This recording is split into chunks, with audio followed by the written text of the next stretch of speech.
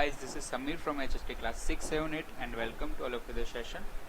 चलो तो आज हम क्लास 7 का साइंस का लेक्चर करने वाले हैं स्टार्ट।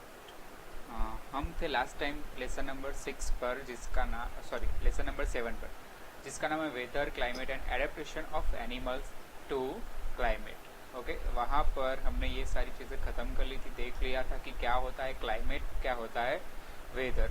अब देखते हैं आगे। टॉपिक नंबर 7.3 से स्टार्ट करते हैं कि climate and adaptation.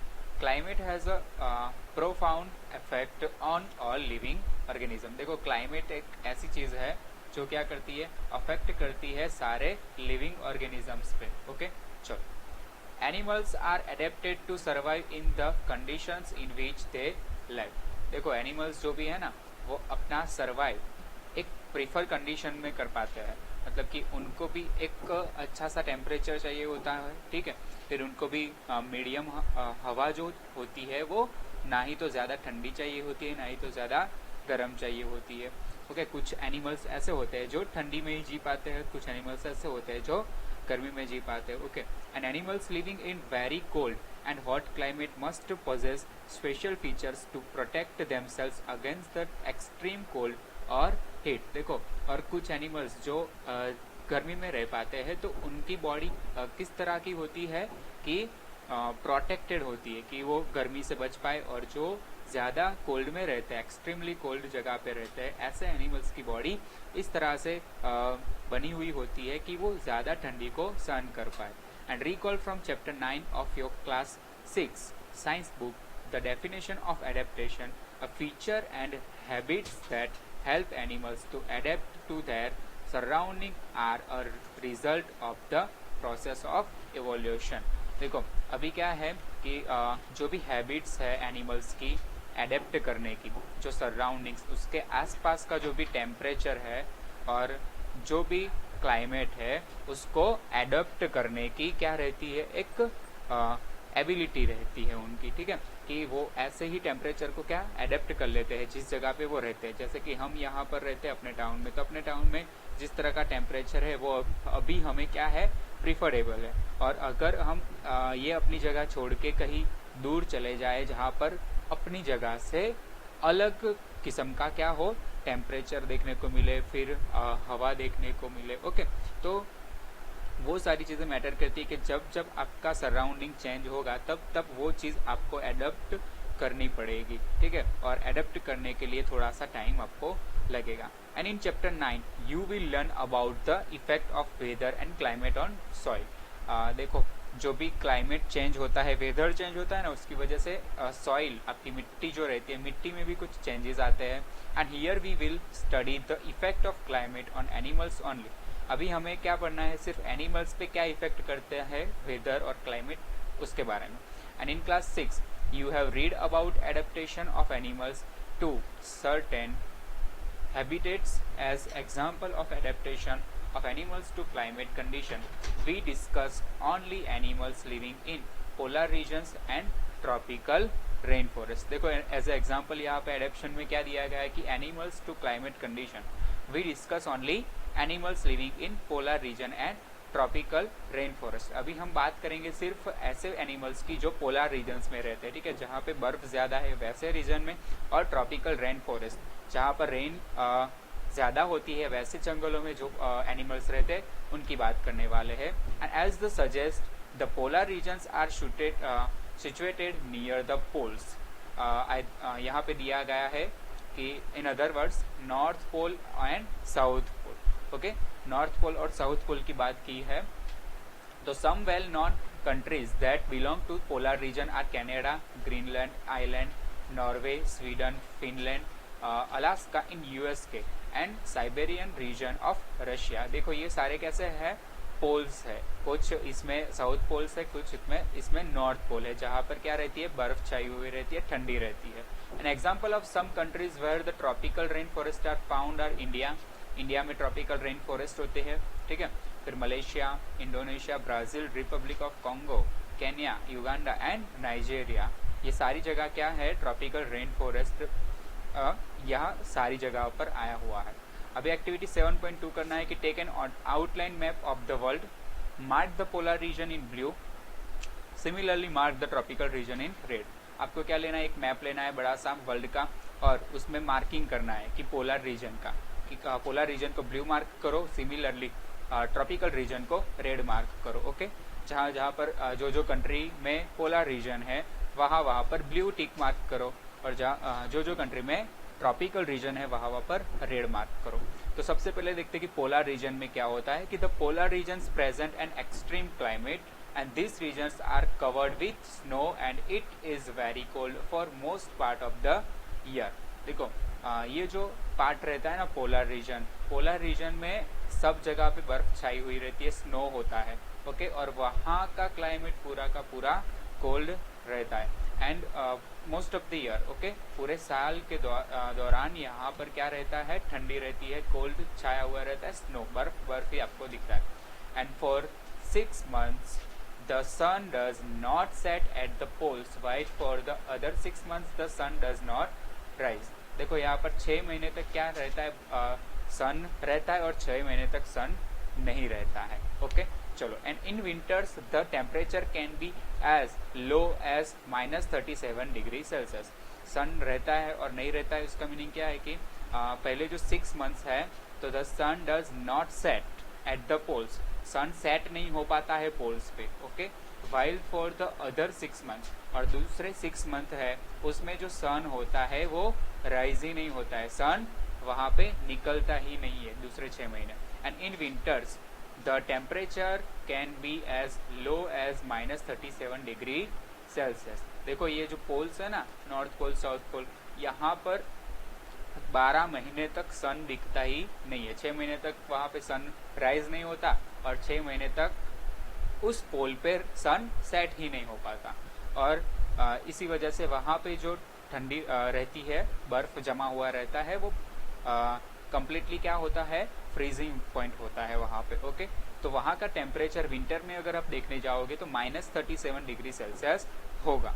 Okay, and animals living there have adapted to these severe conditions, and let us see how they are adapted by considering the example of polar bears and penguins। अभी हम देखेंगे कि polar bears जो रहते हैं ना, अपने white colour के बियर्स देखे होंगे, और फिर पेंगुइन्स देखे होंगे। ओके, तो वो लोग कैसे इतनी सारी ठंडी में जी पाते होंगे, -37 डिग्री सेल्सियस, जहाँ पे ह्यूमन बींग का होना हम नहीं सोच सकते। ओके, क्योंकि वहाँ पर बहुत सारी ठंडी होती है, और इतना सारा कम टेम्परेचर हमारी बॉडी के लिए अच्छा नहीं है। ठीक है, हमारी बॉडी को प्रीफर नहीं है।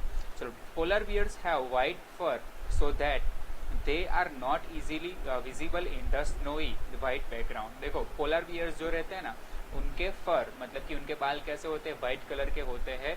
तो जब हम स्नोई वाइटी बैकग्राउंड जो होता है, ठीक है, स्नो का अगर आप देखोगे हर जगह पे बर्फ फैली हुई होगी तो सब कुछ वाइट ही दिखेगा, और उसमें आप पोलर बियर्स देखने जाओगे तो इतनी इजीली आप नहीं देख पाओगे। And it protects them from their predators. Okay, और यही चीज बियर्स के वाइट होने की यही एक फायदा है उसका, कि अगर कोई शिकारी शिकार करने आता है तो एकदम से वो वाइट बियर दिखते नहीं है। ठीक है, नजरों में नहीं आते, तो नजरों में नहीं आते इस वजह से शिकारी कभी कभी चूक जाता है अपना शिकार करने में, और जो पोलर बियर्स है वो बच जाते हैं। और it also helps them in catching there pray. Okay, और वो उसकी वजह से क्या कर पाते हैं, पोलर बियर्स को भी खाना पड़ता है ना, तो पोलर बियर्स भी अपना शिकार इजीली कर पाते हैं, क्योंकि सामने वाला एनिमल को पता नहीं चलता कि अभी यहाँ पे कौन खड़ा है कि कौन नहीं खड़ा है। ओके, कि पोलर बियर्स तो वाइट ही होते हैं और पूरा बैकग्राउंड भी वाइट ही होगा, तो सब जगह वाइट तो होगा, तो जो एनिमल है छोटे छोटे उनको पता नहीं चलता है कि यहाँ पर बियर खड़ा है कि नहीं खड़ा है। तो वाइट बियर क्या करेगा, पोलर बियर, कि सीधा उस चीज को खा लेगा। ओके, शिकार कर लेगा उसका। To protect them from extreme cold they have two thick layer of fur. देखो अभी उनको भी तो ठंड लगती होगी ना, -37 डिग्री सेल्सियस में ठंड तो लगती होगी, तो वो ठंड से बचने के लिए उनकी जो बॉडी रहती है, उनकी बॉडी पे जो फर रहते हैं वो दो मोटे लेयर से बने हुए होते हैं। उनका जो फर का जो लेयर है वो कैसा होता है, वेरी थिक, एंड कैसे होते हैं, नंबर ऑफ 2। देखो दो लेयर होते हैं फर के, वो भी मोटे मोटे, and they also have a layer of fat under their skin, और एक उनकी स्किन में भी फैट लेयर होता है स्किन का। इसकी वजह से उनको ठंडी से क्या मिलती है, सुरक्षा मिलती है। In fact they are so well insulated that they have to move slowly and rest often to avoid getting over heated. चलो वैसे ही इनफैक्ट उनका क्या है कि they are so well insulated, वो पूरे कैसे है, एक इंसुलेटेड, एक उन पे कवर चढ़ा हुआ रहता है, that they have to move slowly, और उसकी वजह से वो क्या धीरे धीरे आगे मूव करते हैं, slowly slowly, and rest often to avoid getting over heated. क्यों वो धीरे धीरे चलते, क्योंकि वो अगर जल्दी चलने लगे तो उनमें क्या हो जाएगा, गर्मी बढ़ जाएगी और ओवर हीटेड हो जाएंगे। Physical activities on warm days necessitated cooling, and so the polar bear goes for swimming and it is a good swimmer। देखो अभी फिजिकल एक्टिविटी की वजह से वो क्या हो जाते हैं, गर्म भी हो जाते हैं। तो जब जब वो वार्म हो जाते हैं, गर्म हो जाते हैं, तो वो अपने आप को ठंडा करने के लिए कहाँ पे चले जाते हैं, पानी में तैरने के लिए चले जाते हैं, और उनको गुड स्विमर भी बोला जाता है। और its paws are wide and large which help it not only to swim well but also walk with ease in the snow. देखो इनके जो पैर होते हैं, पोज, ठीक है, तो वो कैसे होते हैं, वाइड होते हैं और लार्ज होते हैं। वो उनको तैरने में तो हेल्प करते ही है, बट स्नो में चलने के लिए भी हेल्प करते हैं। And while swimming under water it can close its nostrils and can remain under water for long duration। देखो उनमें एक कैसी कला होती है पोलर बियर्स में कि अगर वो पानी में डूब जाते हैं अंदर, ठीक है, तो अपने नॉस्ट्रिल्स को बंद कर सकते हैं, मतलब कि अपने नाक को क्या कर सकते हैं, वो बंद कर सकते हैं, अपने नोज को बंद कर सकते हैं, और लंबे टाइम तक पानी में जी सकते हैं, ठीक है, रह सकते हैं। And it has a strong sense of smell so that it can catch its pray for food, और उनको फूड का शिकार करने के लिए उनका जो नाक होता है ना, वो जो भी स्मेल का सेंस करना रहता है वो उनका स्ट्रॉन्ग रहता है, मतलब कि उनको जल्दी से दूर से भी क्या आ जाती है, अपने शिकार की स्मेल आ जाती है कि मुझे यहाँ पर जाऊँगा मैं तो फूड मिल जाएगा, ठीक है। And we can understand the adaptation of polar bears with the help of the flow chart shown in figure 7.3। तो 7.3 फिगर में यहाँ पर दिखाया है एडेप्टेशन ऑफ पोलर बियर। तो देखो the white fur is not easily visible in the snowy white background. पहला फायदा क्या है इसका स्नो बियर का, कि वो वाइट फर होते हैं उसके, तो पीछे वाला बैकग्राउंड देखो यहाँ पर भी स्नो है और वो भी क्या है, वाइट कलर का है, स्नो भी वाइट कलर का है और जो अपना बियर है वो भी वाइट कलर का है। तो दोनों चीज़ें एक साथ होगी तो आपको दिखेगी नहीं एक जल्दी से, ठीक है। फिर its predator and prey are unable to see it. इसकी वजह से दोनों चीज़ें वाइट वाइट होने की वजह से जो उनका शिकार करने आ रहे हैं वो भी उनको अच्छे से नहीं देख पाएंगे, ठीक है।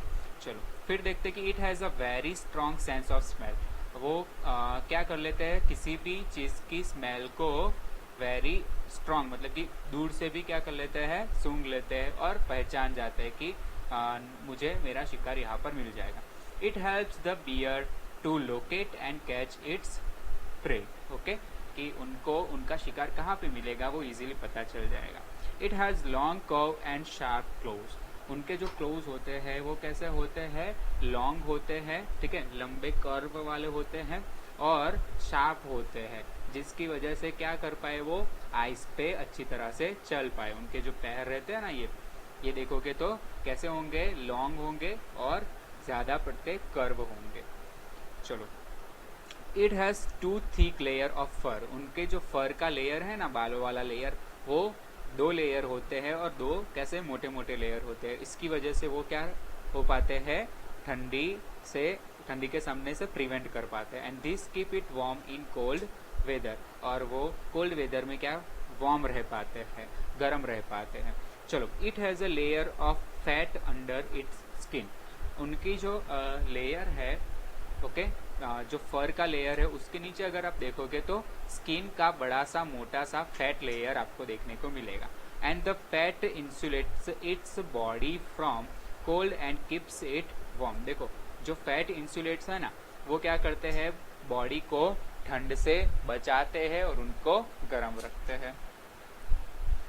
तो ये सारी चीज़ें, इतने सारे फायदे होते हैं किसको, पोलर बियर को। ओके चलो, पोलर बियर की ऐसी बॉडी स्ट्रक्चर ऐसा है जिसकी वजह से वो इतने ठंड में रह पाते हैं। Another well known animal living in the polar reason is the penguin. आपने पेंगुइन देखा होगा, पेंगुइन भी क्या होता है, इतनी ठंडी में रह पाता है। And it is also white and merge well with the white background, and it also has a thick skin and a lot of fat to protect it from cold। देखो उसमें क्या होता है, पेंगुइन में भी थोड़ा सा वाइट कलर आपको देखने को मिलेगा और थोड़ा सा ब्लैक कलर देखने को मिलेगा। और उनका जो स्किन का जो लेयर होता है वो भी कैसा होता है, मोटा होता है, ठीक होता है और फैट होता है। तो मोटा होने की वजह से, उनका स्किन का लेयर मोटा होने की वजह से उनको ठंडी से क्या मिलता है, प्रोटेक्शन मिलता है। And you may have seen pictures of penguins huddled together. देखो आपने कहीं पे देखा होगा तो पेंगुइन्स है ना, हडल में रहते हैं, मतलब कि झुंड में रहते हैं। And this they do to keep warm, और उसकी वजह से उनको क्या मिलती रहती है, गर्मी मिलती रहती है, वो गर्म रहते हैं। And recall how warm you feel when you are in a hall full of people। और आपने देखा होगा कि किसी जगह पे आप गए होंगे तो अगर पूरा हॉल भरा हुआ रहता है तो पूरे हॉल में क्या रहता है, बहुत सारे पीपल्स रहते हैं। तो बहुत सारे पीपल्स एक साथ रहने की वजह से आपको क्या लगने लगती है, गर्मी लगने लगती है। ओके चलो, देखो यहाँ पे फीट दिखाए गए हैं पेंगुइन के, कैसे हैं, शार्प है, बड़े बड़े हैं, तो उसकी वजह से वो क्या कर पाते हैं, बर्फ में अच्छे से चल पाते हैं। देखो like polar bears, penguins are also good swimmer. जैसे पोलर बियर्स अच्छे स्विमर थे, वैसे ही पेंगुइन भी क्या है, गुड स्विमर है। And their bodies are streamline and their feet have webs making them good swimmer. देखो उनकी बॉडी कैसी होती है, स्ट्रीमलाइन होती है, मतलब कि उसका शेप ही ऐसा बनाया गया है स्ट्रीमलाइन जैसा, तो उसकी वजह से वो क्या कर पाते हैं, देखो इस तरह से उनका शेप बनाया गया है, तो वो अच्छे से पानी में क्या कर पाते हैं, तैर पाते हैं। ओके, और उनके पैर भी कैसे होते हैं, बड़े बड़े होते हैं, तो बड़े बड़े होने की वजह से वो बर्फ में अच्छे से चल पाते हैं और तैर भी पाते हैं पानी में। Other animals living in the polar regions are many types of fishes, musk, oxen, reindeer, foxes, फिर सील्स, वेल्स एंड बर्ड्स। देखो और भी पोलर रीजन में रहने वाले एनिमल्स है, जैसे कि फिश है कुछ तरह की, फिर मस्क ऑक्सन है, फिर रेनडीर्स है, फॉक्सेस है, सील्स है, वेल्स है। ये सारे एनिमल्स आपको पोलर रीजन में देखने को मिल जाएंगे। अगर इसके फोटो देखने हैं तो आप गूगल करके देख सकते हो कि मस्क ऑक्सन कैसा दिखता है, रेनडीर कैसा दिखता है, ठीक है, सील्स कैसे दिखती है, वेल्स कैसे दिखती है। ओके चलो, it is to be noted that while fish can remain under cold water for long, birds must remain warm to survive। देखो अभी क्या रहता है कि ठंडे पानी में मछलियाँ लंबे टाइम तक क्या रहती है, जिंदा रहती है, और बर्ड्स भी वहाँ पे ठंडे ठंडे वातावरण में, ठंडे ठंडे क्लाइमेट्स में क्या रहते हैं, जी पाते हैं। ओके, सर्वाइव कर पाते हैं, और उनको जीने के लिए भी क्या चाहिए, थोड़ा वार्म चाहिए। तो उनकी बॉडी भी इस तरह से बनी हुई रहती है कि वो गर्म रहे। And they migrate to warmer region when winter sets in and they come back after the winter is over. And you know probably, देखो अभी कुछ पंछी ऐसे होते हैं जिनको गर्मी की ज़रूरत पड़ती है, तो वहाँ पर अगर ठंडी पड़ने लगती है ना, जिस जगह पे अभी वो रह रहे हैं, ठीक है, और उस जगह पे अगर ठंडी पड़ने लगती है तो वो लोग कहाँ पे चले जाते हैं, ऐसी जगह पे चले जाते हैं जहाँ पर गर्मी रहती हो, ठीक है, ज़्यादातर ठंडी ना रहती हो, ऐसी जगह पर चले जाते हैं। और जब इस जगह पे विंटर ख़त्म हो जाएगा तो वो लोग वापस आ जाएंगे उस जगह से, ठीक है। चलो, you know probably that in India is one of the destination of many of this birds. यहाँ पे इंडिया में अगर आप एक जगह पे जाओगे तो वहाँ पर आपको क्या देखने को मिलेगा कि सारे बाहर के बर्ड्स जो रहते हैं वो गर्मी के सीजन में कहाँ पर आ जाते हैं, या फिर ठंडी की सीजन में हमारे इंडिया में आ जाते हैं, क्योंकि बाहर उस सीजन में क्या रहता है, बहुत सारी ठंडी रहती है एज कम्पेयर टू इंडिया।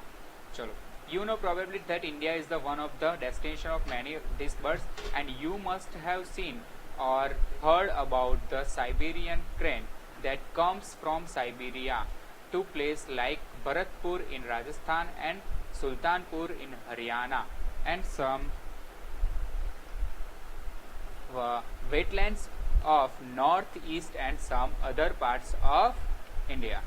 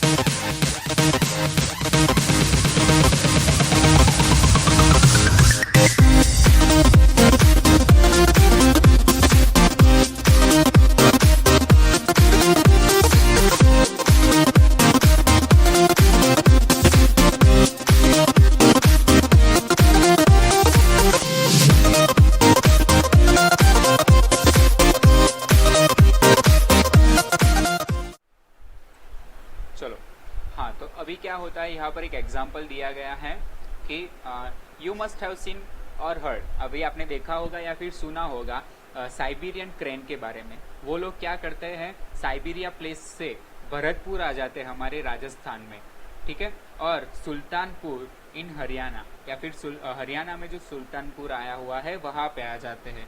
और थोड़े बर्ड्स कहाँ पर आ जाते हैं, wetlands of north east and some other parts of India. Wetlands मतलब कि ऐसी जगह जहाँ पर बारिश रहती हो, ओके, वो जगह मोस्ट ऑफली गीली गीली रहती हो, वैसे जगह को वेटलैंड बोला जाता है, ओके। चलो, या फिर नॉर्थ ईस्ट में वो लोग आ जाते हैं वैसे पंछी, ओके।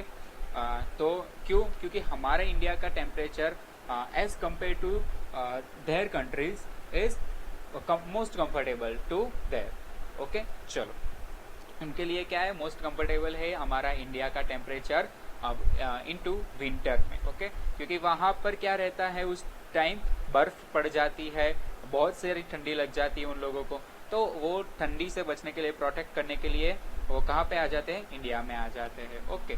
चलो, वेट अ मिनट बच्चों।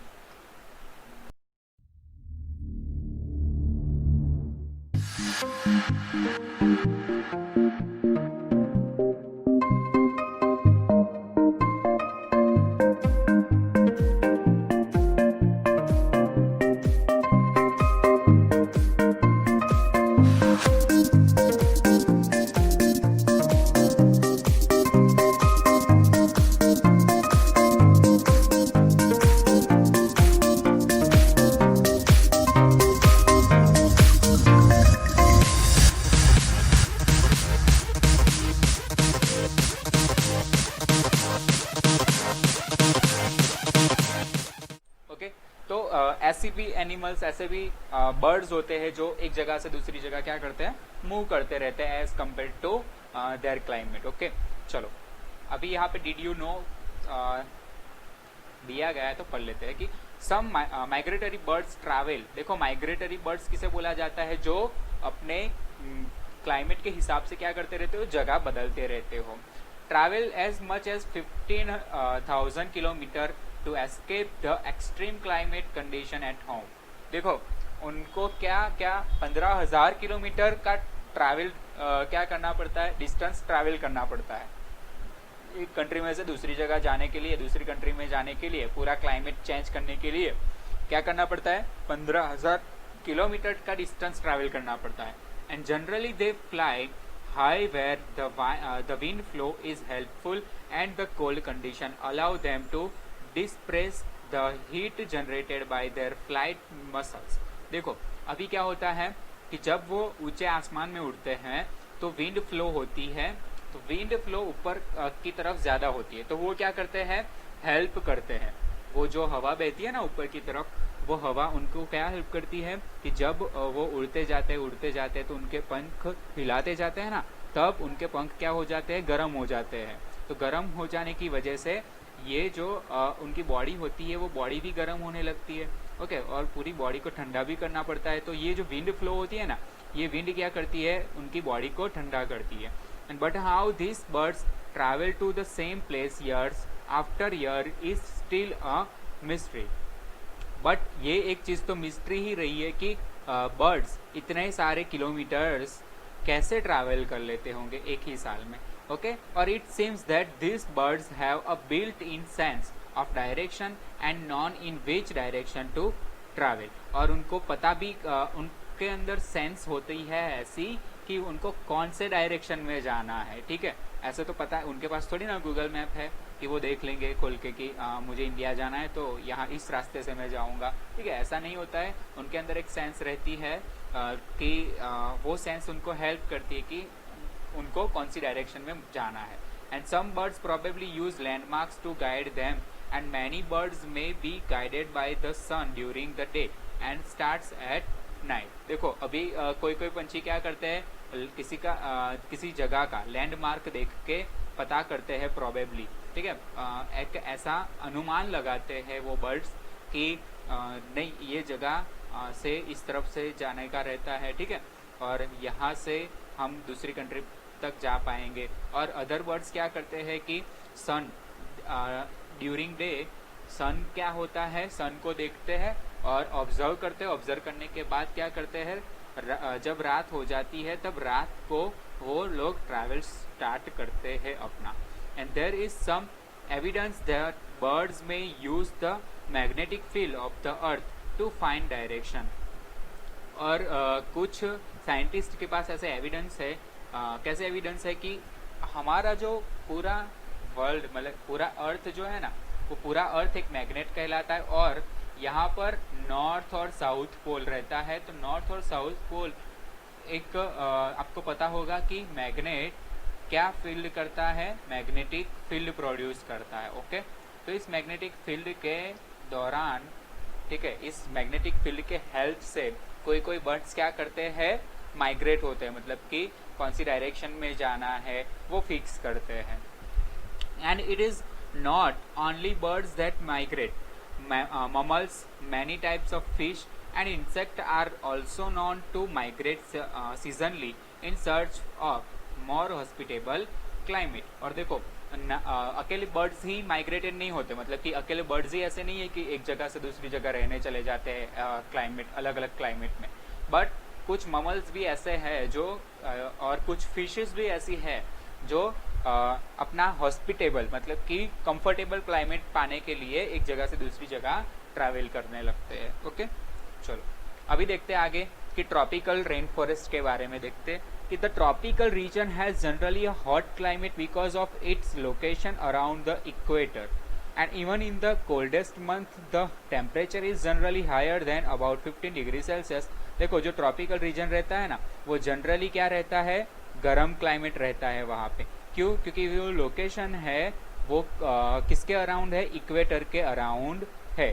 अर्थ में आप ऐसे में पढ़े होंगे, ठीक है, इक्वेटर एक पास होता है, ठीक है, इक्वेटर एक पास होता है, तो उस इक्वेटर के लोकेशन के नजदीक है ट्रॉपिकल एरियाज। ओके, तो वहां पर क्या रहती है, गर्मी रहती है। And even in the coldest month the temperature is generally higher than about 15 degree Celsius. और ठंडी के मौसम में अगर आप उन जगहों का टेम्परेचर देखने जाओगे तो आपको 15 डिग्री सेल्सियस तक का ही टेम्परेचर देखने को मिलेगा, या फिर 15 डिग्री सेल्सियस से ज़्यादा देखने को मिलेगा, बट 15 डिग्री सेल्सियस से कम देखने को नहीं मिलेगा। इतनी गर्मी वहाँ पर तो रहती है। And during hot summers the temperature में क्रॉस 40 डिग्री सेल्सियस। और जब समर की बात आती है तो समर में कितना टेम्परेचर चला जाता है, 40 डिग्री सेल्सियस या फिर उससे ऊपर।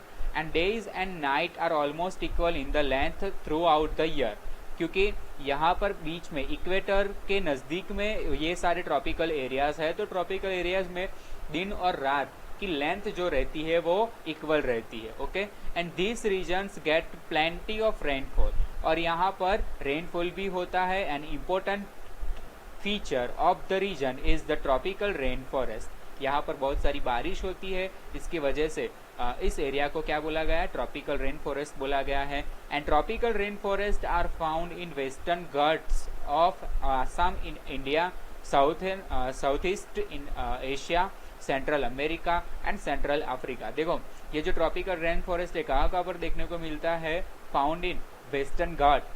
वेस्टर्न घाट हमारे इंडिया में देखोगे तो वहाँ पे आसाम है, आसाम में आपको देखने को मिलेगा। फिर साउथ ईस्ट एशिया और सेंट्रल अमेरिका और सेंट्रल अफ्रीका, ये सारी जगहों पे आपको क्या देखने को मिलेगा, ये rain forest, tropical rain forest देखने को मिलेगा। And because of continuous warmth and rain, देखो कंटिन्यूअस गर्मी होने की वजह से और बारिश होने की वजह से this region supports wide variety of plants and animals. ये अच्छा सा एक क्लाइमेट बना हुआ रहता है वहाँ पे कि बारिश भी गिरती है और गर्मी भी रहती है वहाँ पर, तो वहाँ पर बहुत सारे वेराइटी के प्लांट्स और एनिमल्स देखने को मिलेंगे आपको। And the major types of animals living in the rain forest are monkeys, apes, gorillas, tigers, elephant, leopard, lizard, snake, birds and insect. देखो इतने सारे अलग अलग वेराइटी के आपको एनिमल्स देखने को मिल जाएंगे, जैसे कि बंदर है, एप्स है, गोरिल्ला है, टाइगर है, एलिफेंट है, लेपर्ड है, लिजार्ड है, स्नेक है, बर्ड्स अलग अलग टाइप के, और इंसेक्ट्स भी इवन देखने को मिलेंगे आपको। And let us read about the adaptation of this animals to hot humid climate. और अभी हम देखते हैं कि कौन से एनिमल्स को ऐसे टेम्परेचर, ऐसा क्लाइमेट पसंद आता है, ह्यूमिड क्लाइमेट और हॉट। ह्यूमिड का मतलब कि भेज वाला, ऐसा क्लाइमेट, ऐसा वातावरण जिसमें हवा में जो पानी की बूंदे है वो ज्यादा होती है, ठीक है, उसको ह्यूमिड क्लाइमेट बोलते हैं। और हॉट मतलब कि गर्म। The climatic condition in rain forest are highly suitable for supporting and enormous number and a variety of animals. देखो जो क्लाइमेट कंडीशन रहती है ना रेन फॉरेस्ट में, वो कैसी रहती है, हाईली सुटेबल रहती है। जैसे कि हमने देखा बहुत सारे एनिमल्स के लिए ये सूटेबल है, for supporting an anonymous numbers and variety of animals. ऐसे बहुत सारे एनिमल्स है और वो बहुत सारे वेराइटी के एनिमल्स है और बहुत सारे वेराइटी के प्लांट्स है जिनको इस तरह का टेम्परेचर, इस तरह का क्लाइमेट प्रीफर रहता है। And since the number are large there is intense competition for food and shelter. Many देखो यहाँ पर क्या रहता है कि बहुत सारे एनिमल्स देखने को मिलते हैं, तो there is intense competition for food, तो यहाँ पर फूड की कंपटीशन भी बढ़ेगी। ओके, कि इतने सारे एनिमल्स है तो इतने सारे एनिमल्स को पूरे फॉरेस्ट में से खाना मिल भी जाना चाहिए। ओके चलो, तो many animals are adapted to living on the trees. Red eyed frog, देखो अभी यहाँ पर रहने और खाने पीने की थोड़ी दिक्कत होती होगी, वहाँ पर यहाँ पर कंपटीशन रहती है रहने की, खाने पीने की, कि जो अच्छे से शिकार कर पाता है वो ही अपना पेट भर पाता है। ओके, तो ये सारी चीज़ों की दिक्कत उनको रहती है। And many animals are adapted to living on the trees. देखो अभी बहुत सारे एनिमल्स हैं जिनको जो क्या रहते हैं, ट्रीज पे रहते हैं। फिर रेड आई फ्रॉग, लाल आंख वाले जो फ्रॉग रहते हैं, has developed sticky pads on its feet to help it climb trees on which it lives. Okay, और कुछ ऐसे रेड आई फ्रॉग है ना, वो कहाँ पर रहते हैं, पेड़ों पे रहते हैं। तो उनका जो फीट रहता है ना, उनके फीट पे एक पैड जैसा बना हुआ रहता है, स्टिकी पैड। ओके, वो स्टिकी पैड के जैसे काम करते हैं उनके पैर, तो जब उनको पेड़ पे चढ़ना रहता है तो वो इजीली चढ़ पाते हैं। And to help them live on the trees, और वो जो स्टिकी पैड्स हैं उनके पैरों में, वो उनको हेल्प करते हैं पेड़ों पे चढ़ने के लिए और पेड़ों पे रहने के लिए। चलो, to help them live on the trees, monkeys have long tails for grasping branches, and their hands and feet are such that they can easily hold on the branches. देखो ये रेड आई फ्रॉग है, okay, देखो लाल आंखों वाला, okay. वो उनके ये जो पैर रहते हैं ना वो स्टिकी पैर जैसे रहते हैं, तो पेड़ों पे भी वो चढ़ सकते हैं, फिर पत्तों पे यहाँ वहाँ घूमते रहते हैं, ओके। फिर देखो बंदर की जो क्या रहती है, पूंछ रहती है, तो उनको क्या हेल्प करती है वो पूंछ, डाली पे ब्रांचेस पे बैठने के लिए हेल्प करती है। As there is competition for food, some animals are adapted to get food not easily reachable. And a striking example of that of the bird toucan, which possesses a long, large beak, and this helps a toucan to reach the fruits on branches which are otherwise too weak to support its weight. देखो figure 7.9 में दिखा है कि toucan जो उसकी चोंच रहती है वो बहुत बड़ी है, तो वो इजीली क्या कर पाती है, किसी भी जगह से फूड को खा सकती है वो, ओके। फ्रूट्स को, पेड़ पर से फ्रूट्स को इजीली वो तोड़ के खा सकती है।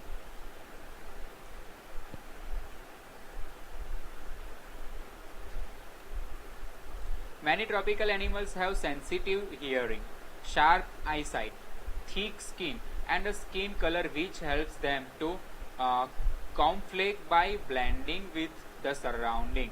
देखो कुछ ट्रॉपिकल एनिमल्स ऐसे होते हैं जो जिनकी हियरिंग कैसी होती है, सेंसिटिव होती है, शार्प आईसाइट होती है, वो देखने में उनकी नज़र कैसी होती है, तेज होती है, और स्किन का जो लेयर रहता है वो थिक रहता है, और स्किन कलर जो होता है वो हेल्प करता है उनको ब्लेंडिंग के लिए। And this is to protect them from predators. और देखो उनका जो स्किन कलर रहता है ना वो ऐसा रहता है कि जंगल में अगर आप उनको आपके सामने बैठे हुए होंगे ना, एकदम स्टैडी बैठे हुए होंगे ना, तो भी आपको नहीं दिखेंगे, क्योंकि उनका कलर ही ऐसा होता है, ओके। तो वो कलर उनको क्या करता है, प्रीडेटर से बचाता है, मतलब कि शिकारियों से बचाता है। For example big cats, Lions and tigers have thick skin and sensitive hearing. और कुछ एनिमल्स के पास ऐसा सेंसिटिव हियरिंग होता है कि वो सुन लेते हैं छोटी छोटी आवाज को भी, तो कोई उनका शिकार करने आता है तो वो झट से क्या अपना आपका बचाव कर सकते हैं, ओके। चलो, the lion tail macaque, also called beard ape, lives in rainforest of Western Ghats, and its most outstanding feature is the silver white mane which surrounds the head from the cheeks down to its chin। देखो यहाँ पर क्या रहता है कि lion tail मॉकेक्यू आप देखोगे, देखा होगा तो आपने माकड़ा ऐसा सुना होगा, ठीक है। तो ये वही है कि लायन टेल मॉकेक्यू, ओके, वो भी रेन फॉरेस्ट में देखने को मिलता है, और अपने इंडिया में देखेंगे तो वेस्टर्न घाट्स में आपको देखने को मिलेगा, ओके। चलो, और उनके चिक्स कैसे होते हैं, उनके जो गाल रहते हैं वो नीचे की तरफ डाउन की तरफ होते हैं और चीन होते हैं, पतले होते हैं। And it is a good climber and spends a major part of its life on the tree.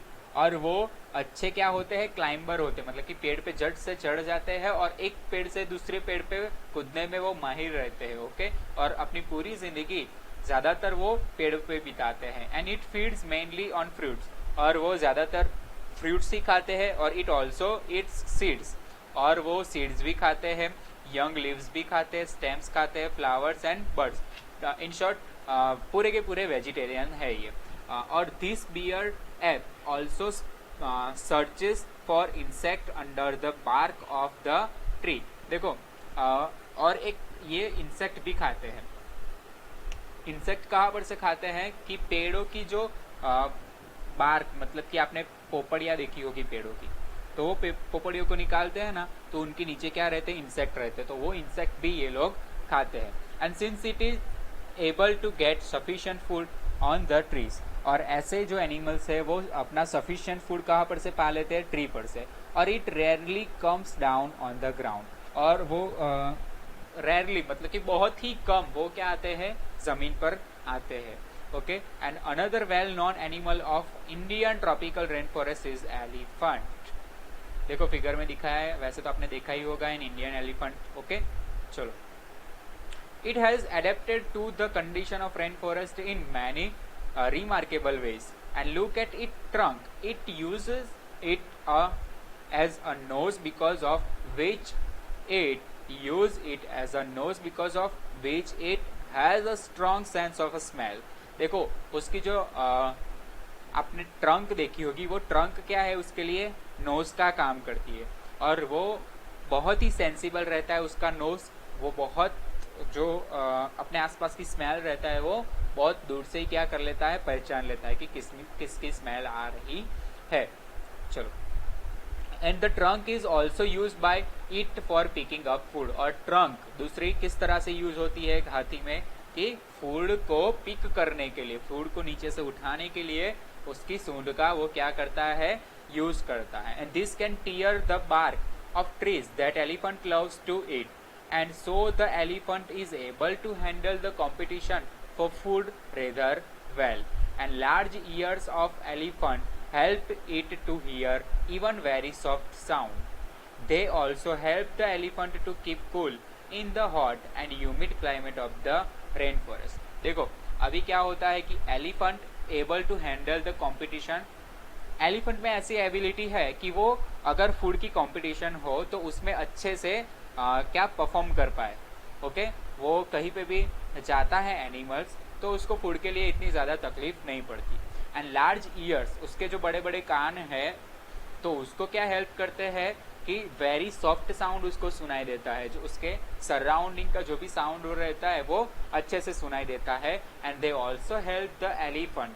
और वो बड़े बड़े कान एलिफेंट को हेल्प करते हैं उसको ठंडा रखने के लिए. Okay, keep cool in the hot and humid climate of the rain forest. गर्मी में उसको ठंडा रखने के लिए और ह्यूमिड क्लाइमेट से भी अच्छा सा प्रोटेक्शन देने के लिए उसके कान हेल्प में आते हैं. ओके, चलो बच्चों ये पढ़ लिया हमने क्लाइमेट के बारे में और वेदर के बारे में. ओके, चलो तो बच्चों अभी एक्सरसाइज जो है वो एक टाइम लिख लेना. ओके, फिर मिलते हैं कल. ओके, गुड बाय आज के लिए.